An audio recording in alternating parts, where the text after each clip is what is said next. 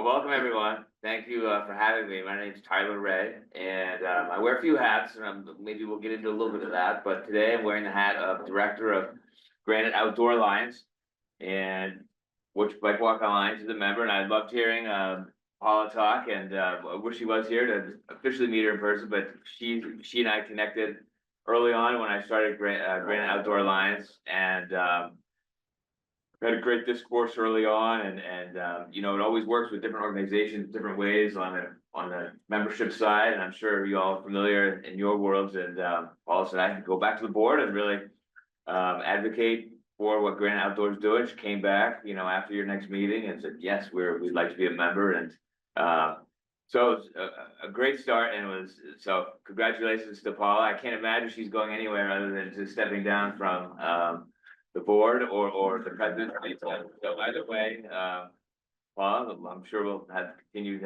conversations. So today, sorry, I like to come in and you know, enjoy some of the meeting and whatnot. Today is a good example of you know, what I'm up to with Granite Outdoor Alliance, and a lot of what I'm doing is it's lifestyle related, really, and it reflects on things that I'm doing. So I was up at 6 in the morning, got the kids up. They got a 9 and 11-year-old, 2 ski racers.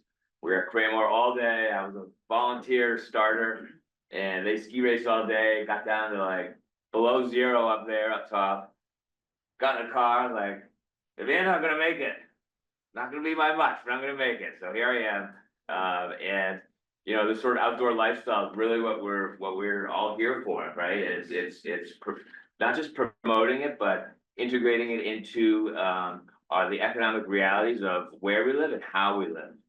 And that's really important. And that's kind of the point of what I want to talk about today. And really I've got this wonderful crowd here. You know, it's not always that, you know, we sing the same song, right? And sometimes it is. It's good to have that discourse either way. But the nice thing is that I took this opportunity certainly because I need the chance to go on to do my own little road show, right? We're going to talk about funding in a minute, but we all know how that stuff works. It's very challenging, and sometimes just pounding the pavement and going and seeing people in person is really the way it has to get done, and that's how the crusade has to work. Here in New Hampshire, you know, we have the outdoor assets on a world-class level. Do we support them at a world-class level? That's another discussion. To our neighbors, perhaps.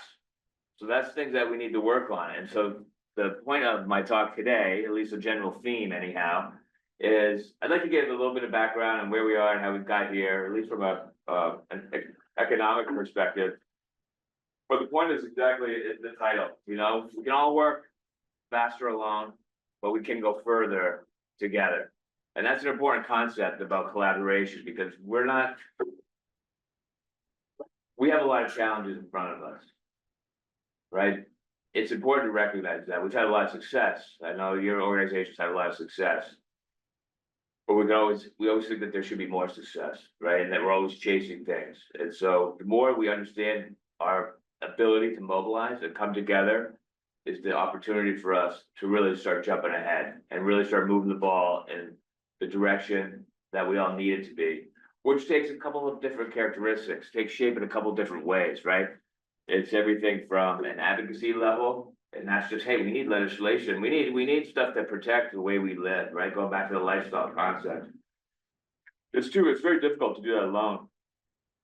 It's very challenging when policymakers don't understand what you're doing or why you're doing it. And hey, maybe this is called tourism, not outdoor recreation. Hey, that's a redundancy. Hey, oh, whoa, time out. It's not. It's actually 2 different things. You could say tourism is a component of outdoor recreation. Because ultimately, at the end of the day, the reason many of us are here reverts back to exactly that, the lifestyle, the outdoor recreation. So if we're not protecting and preserving our clean air, water, land, you know, what do we have? How many bikers and walkers are, you know, continuing?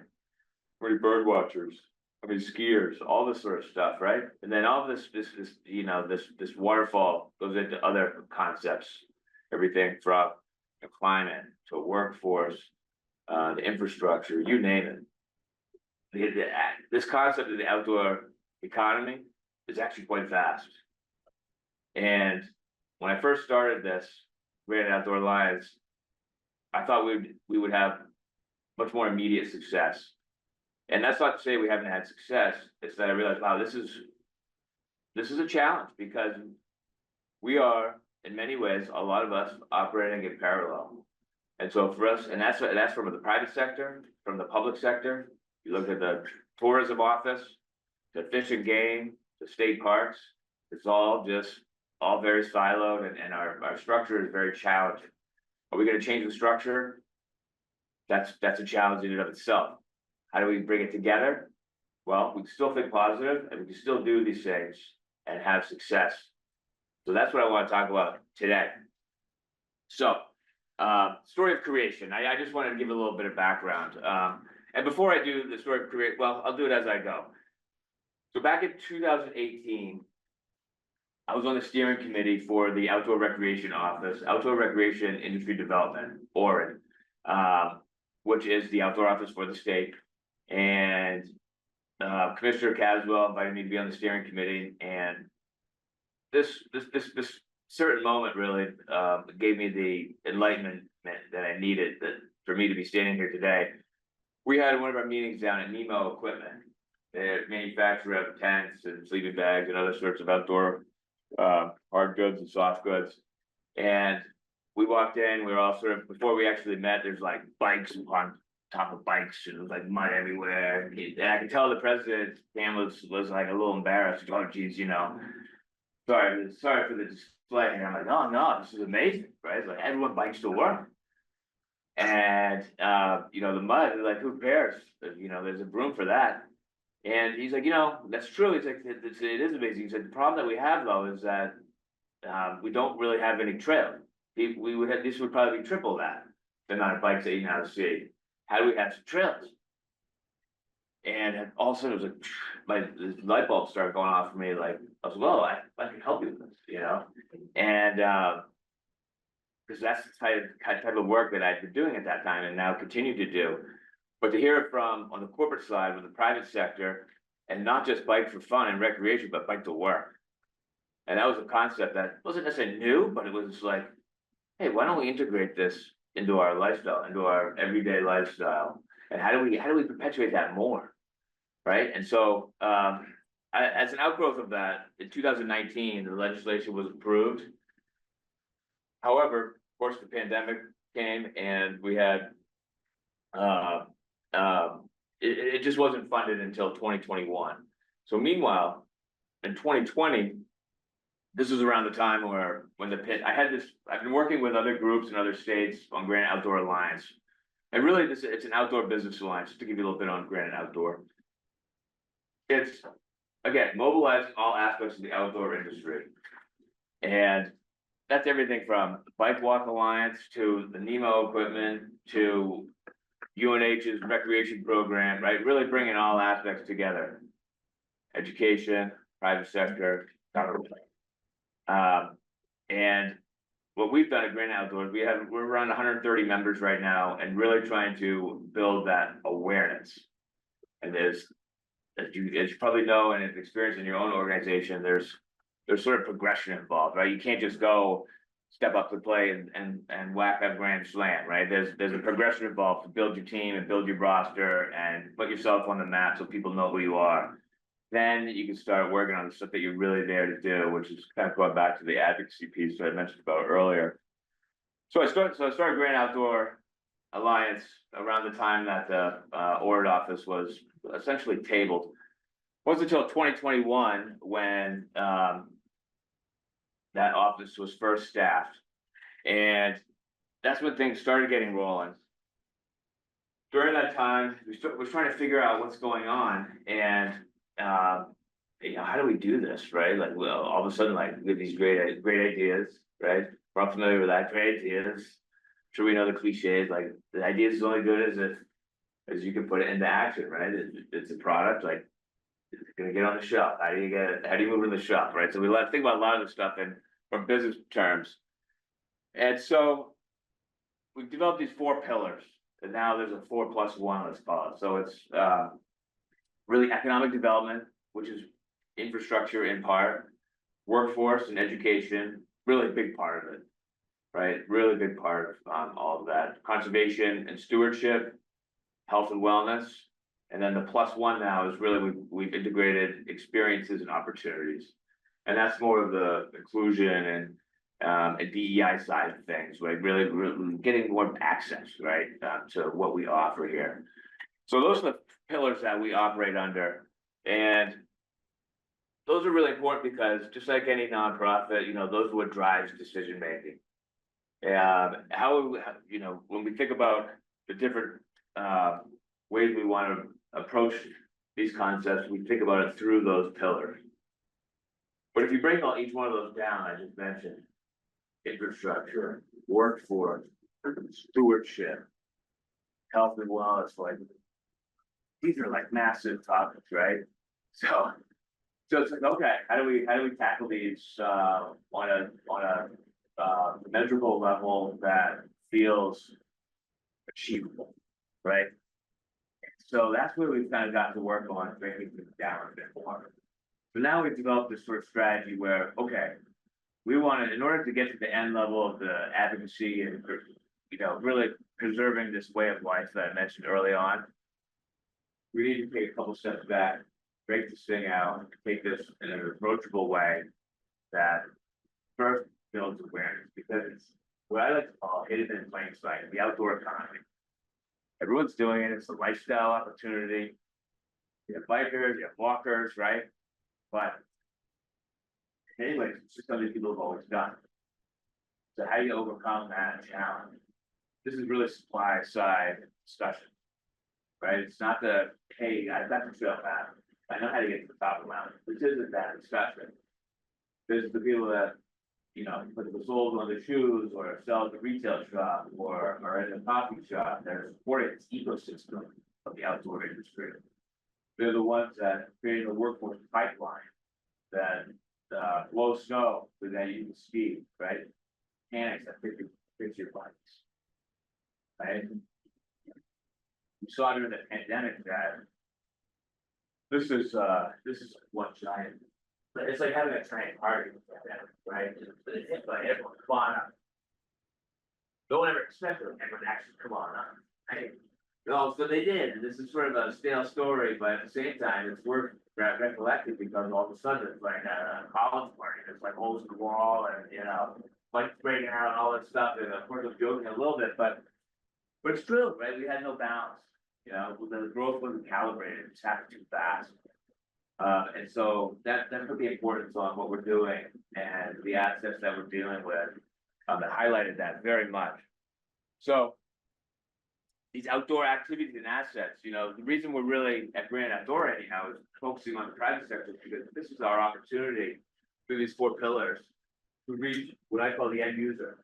Right? It's really our opportunity to say, government, are we going to rely on the state to do this? Are there any state officials here? Okay, yeah, go on. All right. I say that I say that a bit in jest, but I work with the state all the time.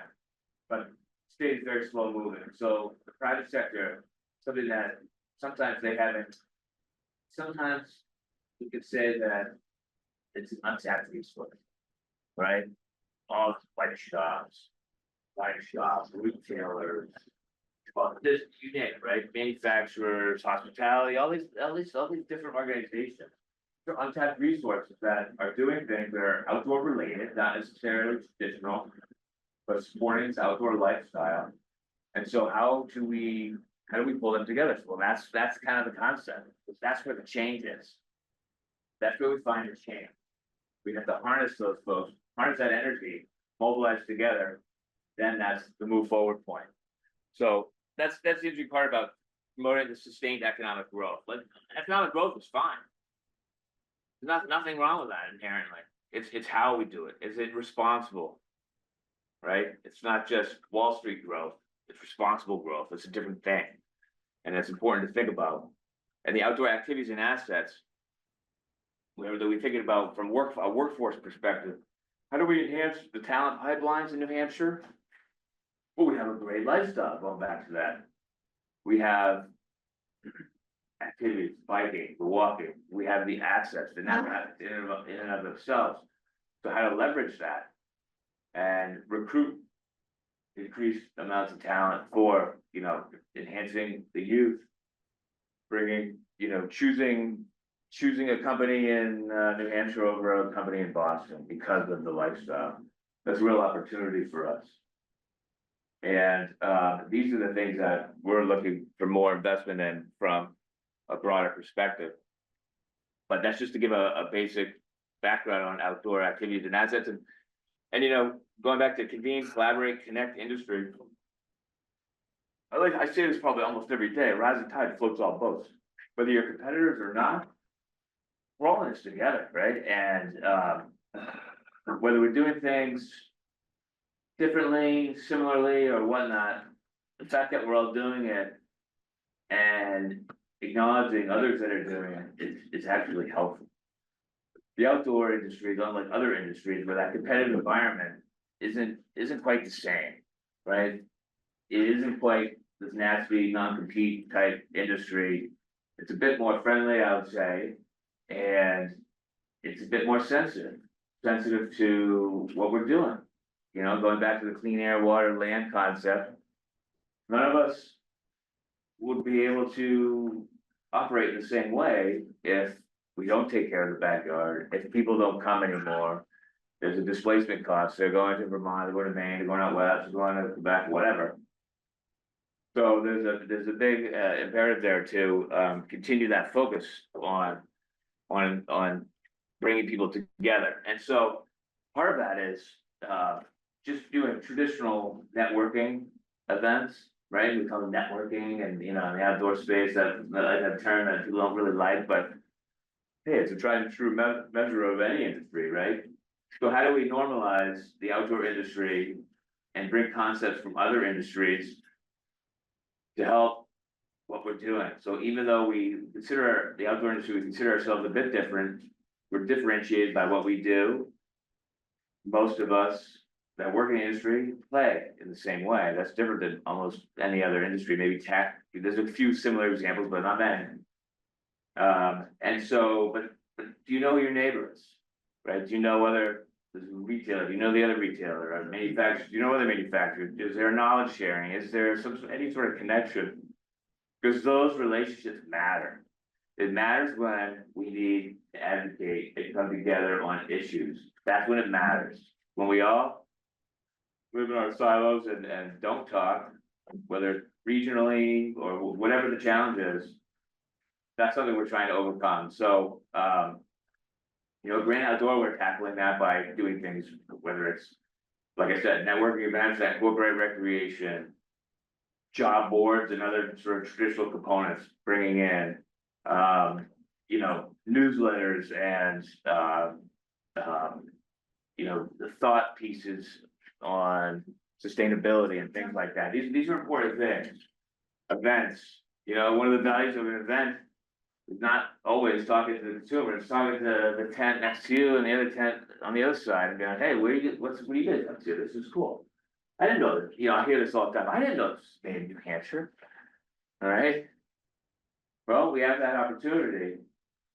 With what you're doing at BWANH Alliance and what others are doing, there's shared commonality. And that's something not to be overlooked. That's incredibly important. So convening, collaborating, connecting the industry. So some data points here. Outdoor recreation, New Hampshire's right at the top in nationwide. 3.3% GDP, which actually is 3.3 billion as well. 32,000 jobs here. 80% of outdoor recreation businesses are local, right? So this does speak to how New Hampshire is. It's a collection of small communities, just like the industry is a collection of small businesses, really. I mean, we could probably think about on one hand that traditional outdoor manufacturers or companies or whatever, that are international. Not many, right? It's more of the small regional, and that's an important point. And then even, especially for BWANH Alliance, this 90% New Hampshire residents engage in outdoor recreation each year. when we go to the Concord, these are things that resonate. This is what people are doing. This is a lifestyle. This isn't, hey, let's put a billboard up in New York City. Let's invite everyone in, like we talked about earlier. When there's no calibration on the other side, this is just reality. This is who lives here, and this is what people do. So why not develop policy that reflects what's actually happening? Okay, and again, I think I probably preach the choir here in many bits, but sometimes, sometimes that helps, at least to fire people up a little bit, and hey, you're not alone, right? We're all doing this together, and it's just really important to acknowledge where we're at. We are, people, whether you're from New Hampshire or from away, there's probably a bit of outdoor life in your life. And so that's just an important fact. All right, so some of these critical developments, I sort of touched on standing up the industry, but that was going back to the pillars. Think about this, this goes to why I'm here, it's why we need to mobilize. We're looking at trying to stand this industry up in terms of normalizing it, creating support, creating business services, nonprofit services. These are challenges. These are difficult things, right? And everyone's got their own needs. But where do we find those commonalities? Okay, and so a lot of what we do, and I've come to this determination, a lot of the way I can make change and our organization can make change is by connecting other people. Right? Granite Outdoors aren't going to do all of this, right? That would be somewhat absurd. But what we can do is plant that seed and let it grow organically, right? But we all need to, we all need to be drinking the water, so to speak, in order to make this happen. And that's another important concept, because otherwise, what are we doing, right? What are we doing? So standing up the industry, how do we normalize things? And to me, that's just like a critical development. Generating awareness. I talked earlier about redundancies and so forth. People are understanding, hey, we've already invested in this, and it's called something else. I think I already used that line, but it's worth saying again, because understanding who we are, what we are, the supply side of the outdoor economy is really all about capturing local wealth, keeping it within communities, sharing it within communities. It's not just to come and go, right? It's not just to come and go. It can't be, that's not sustainable. And so generating awareness behind the things that you're doing, the excitement that you bring, the infrastructure needs that you have, and the challenges is important. And as we come together, say at like large events, or when we put a lot of proposals out there, hey, we're doing this event coming up, or it's not just necessarily about that event per se, it's about being there collectively and showcasing to the externally that this is here. Because again, the outdoor economy is not intuitive per se. In fact, it wasn't until 2017, thanks to Senator Shaheen, that we even have numbers, industry numbers. That's not that long ago. We didn't know who we were. We were just really companies and organizations in different classifications, but not perceived, not quantified. Right. And so now when I give you the data points earlier about where we fit nationally and this and that, that's all recent data. This is all just new stuff. This past year, identified as a collectively or nationally $1.2 trillion industry. I mean, that's massive, right? And bigger than mining, bigger than auto. I mean, it's kind of mind-boggling. But we need awareness to really elevate that concept. And so that's a big part of what we're trying to do, is create opportunities. So here's one that touches along shore: infrastructure investments, alternative transportation, electric transportation, coming together on some of these issues is going to be important, and that's going to be how it's going to have to happen. I mean, I'm sure you've all heard the New Hampshire, the black hole of New England. You know, rail trails, fighting with the DOT, raise your hand if you've had that experience, I mean, you know. There's no commonality in thought when we think about different aspects of, like, say, government, industry. So how do we create that, right? Would a memorandum of understanding between various government departments, that do anything? Would, some sort of advisory council, would that help elevate outdoor recreation? I don't know. I can come up with more ideas. I have a lot more ideas all the time. My wife says, turn that thing off. You got too many ideas. But the point is that there's certainly, there's opportunities here. But the question is, how are we gonna do it together? So things have to be driven by industry partners, and that includes yourselves. So as we, at Great Outdoor and working with the state, as we continue to try to push things forward, these are the opportunities to participate. And it's a bit of a long game that we're playing. I think we all know that in this room, it's a bit of a long game. But hey, we're not going anywhere, right? So we have to keep at it, and that's the important part. That is the important part. We're bringing something new to market, essentially, even though it seems like it's old and it's been around, right? Even just walking on rail trails and that's a conversion of a prior use. Why does that get so much resistance, right? When you really think about it, come on. There's an outdated use that's obsolete, essentially. Rails and sure, and I know there's some obvious things I'm not mentioning and potential future use but there's also red tape and how do we make things more expedient and realistic and fit the everyday life of a New Hampshire resident? Why don't we look at it that way?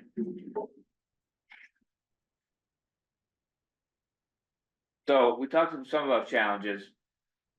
We talked about the visitor, really what was the visitor use management issue during the pandemic, and we really learned a lot of things. And how, what communities were able to, take on and be tolerant of. But it also highlighted a big response that was encouraging. A lot of different communities created, whether it's pledges or stewardship codes. I've done a lot of work in the ski world. We've created a ski kind. It was sort of its own stewardship code for backcountry skiers. In the biking world, Ride with Gratitude, that came out, and that, some of these efforts are pretty exciting. The state made an effort, they'll take New Hampshire for granted. Again, that's an example of a top-down message that, did it gain traction? I don't know. Is anyone familiar with that program? Yeah. So how do those programs actually resonate, gain traction? How do they stick? Well, again, it takes that participation really to make it happen. We're gonna see in February, we're gonna see a new stewardship code to come from a top-down perspective. And I'm not sure if I'm just a spoiler alert here, but called Wildly Responsible. Okay, and so it's gonna come out of the travel and tourism, and it's gonna have all this fancy branding and all that. But there's gonna be, like the Leave No Trace that Don't Take Anything for Granted was really a bit more Leave No Trace, which is really more backcountry in the woods type stuff. When we really learned during the pandemic, most of your recreation, 80% of it happens within several miles of your home. So how do we make it more realistic? And so we're gonna try this again, basically. So hopefully that there'll be tools in those toolbox that groups like Walk Alliance can integrate into their own messaging. Because that's where we're gonna have to try. That's where we're gonna have to make that effort. And that's important. So we'll be seeing that coming. So when you see it, you're like, aha, I heard about this. Cultural and capacity barriers. To me, these are primary. These are primary to the basic concept of collaboration. Because we live in this, live free or die, right? And that means taking a few turns along the way. Taking a bit of a left-hand turn, recently, in my opinion, not to get in that world, but what it does is not necessarily help collaboration, right? There's some great aspects to ruggedness and individualism, but we have to come around on that, right? The man on the mountain, that thing fell, okay? Time to move on. Time to move on here, and you know, but I guess what I'm really trying to say is we need to recognize that that's a cultural issue, a cultural barrier. That's who we are in many ways, right? Part of our own DNA. So how do we retain that, but yet also have the ability to work together?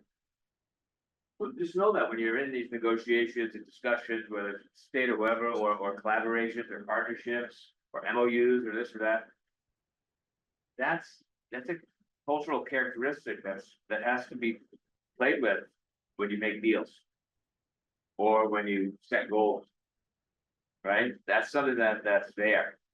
And so I raise that because sometimes it's another hidden in plain sight concept that's worth thinking about and acknowledging as you have these conversations. So capacity barriers, this also reflects government, right? Limited government, which is another way of saying we don't really have any money to be able. That's why we have so many nonprofits in this state. And all those nonprofits, like BWANH Alliance, are doing the real work. But we all know this is just not a sustainable system, but it's the system we have.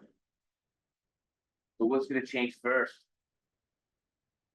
You know, capacity, it's really a challenge. I mean, I live with it every day, you know, like I said, I've been a ski race, I left it at 4:30 and I came here and because I wanted to take the opportunity, but that stretches by all capacity. And so some of that's personal decision, but by and large, collectively, we look at it big picture. It's an issue we gotta think about. You know, when we think about how to generate some funding, which we'll talk about in a minute, think about it for now for a second. You know, coming up ways to generate funds. Say cannabis legislation. And in my mind, it's kind of an easy one, right? All these other states are just really raking in some dollars. And it's regardless of your feelings on cannabis, it's working in quite a few other states. And those dollars that are coming in could be it could become a stable crop essentially. Those dollars could create an outdoor recreation fund. And from that fund, more rail trails could be converted, or more rails could be converted to trails, right? Or A could be converted to B in many ways, like that, right? Think about it. Because we know the funding's not coming from other ways. We know we're coming into a budget crisis coming up.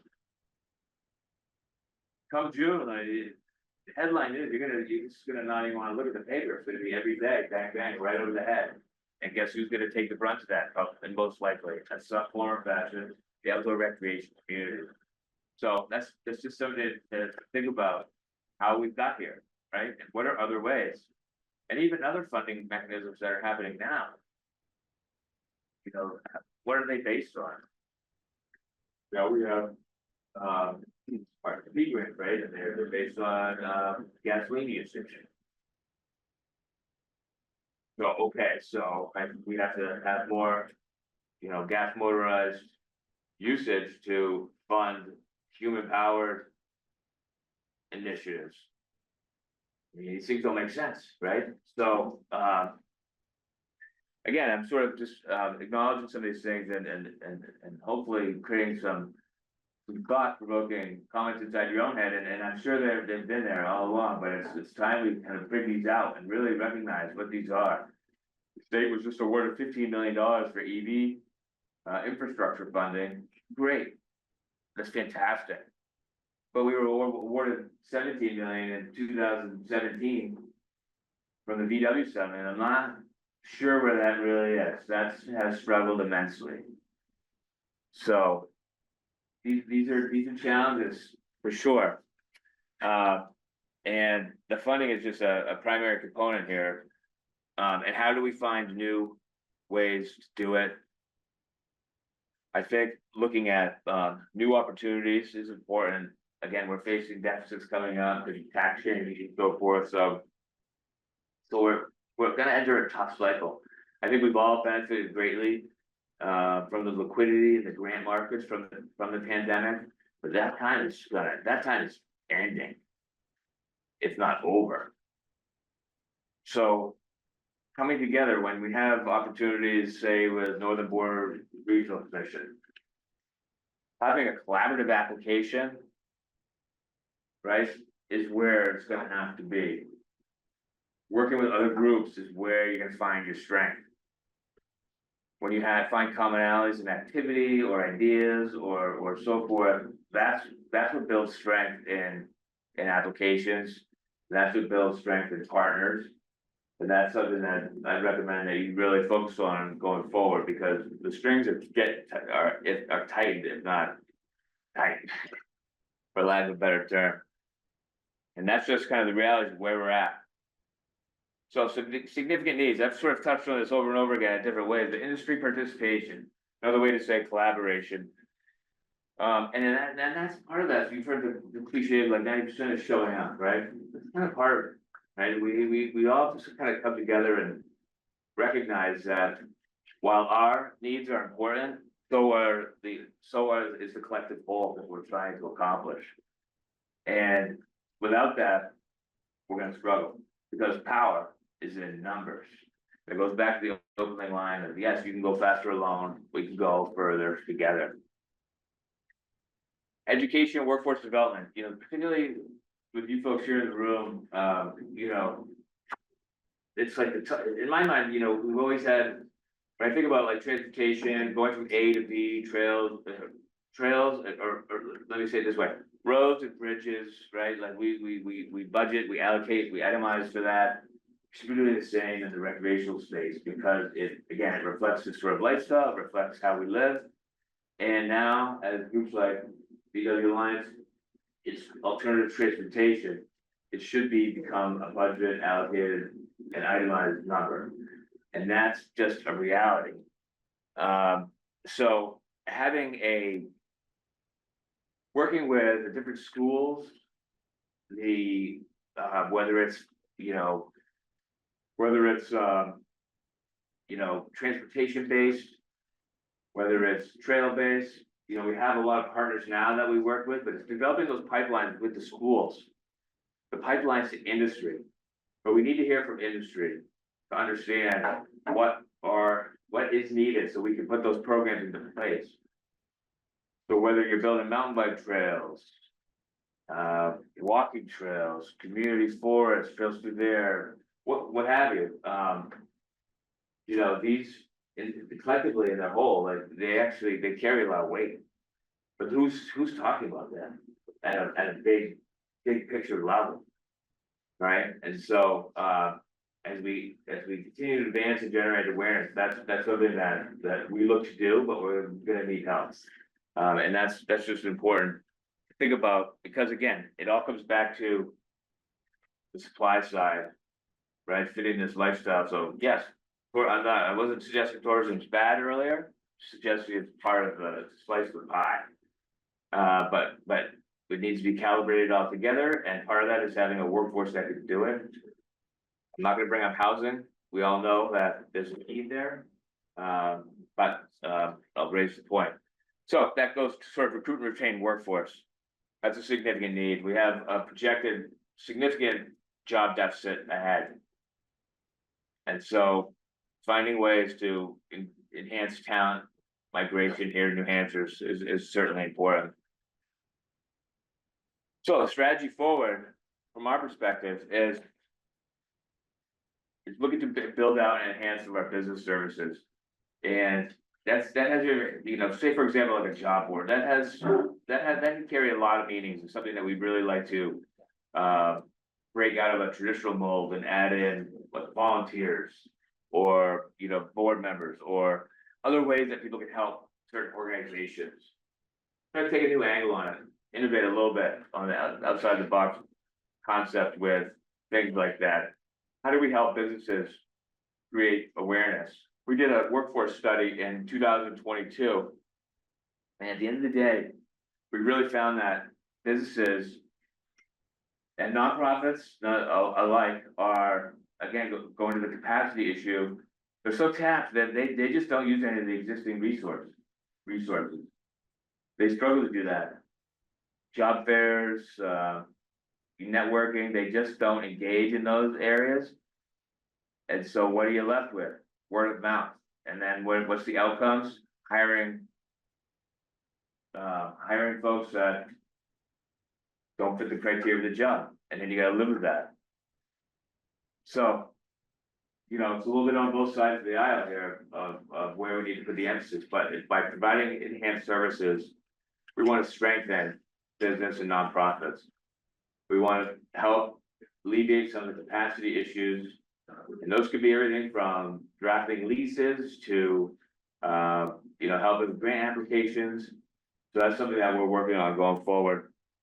We talked about building the workforce pipeline. That's just incredibly important. Bike mechanics is a big one that we work with.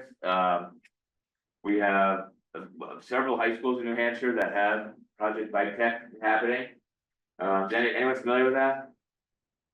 So it's in schools, it's in the vocational programs where the kids get trained and they receive a certification by the end of the high school semester or the year, and then there's certain levels. So boom, that's a great example of building a pipeline. A lot of people go biking, you know, there's rec paths all around, and that's the demand side of it. Where's the supply side of it? These communities have enough mechanics that can do those sorts of things. Do they have our mechanics equipped on the EV side or the electric side of the bike scenario? I don't know. I know in busy bike towns, it takes a couple weeks to get a bike back, right? So it's a conundrum that we have to tackle, and we could do that. One of the tactics is through the awareness marketing. And we're doing that in various ways. We do it with events, with vendor tents and so forth. We do this past fall and December, we did a holiday gift guide where we promoted different experiences and goods that New Hampshire companies are making or producing. And that was incredibly successful. We were pushing it out inside New Hampshire and outside New Hampshire. We had high traffic rates, and that's just kind of building the awareness of creating a New Hampshire holiday, putting some New Hampshire gifts under the tree.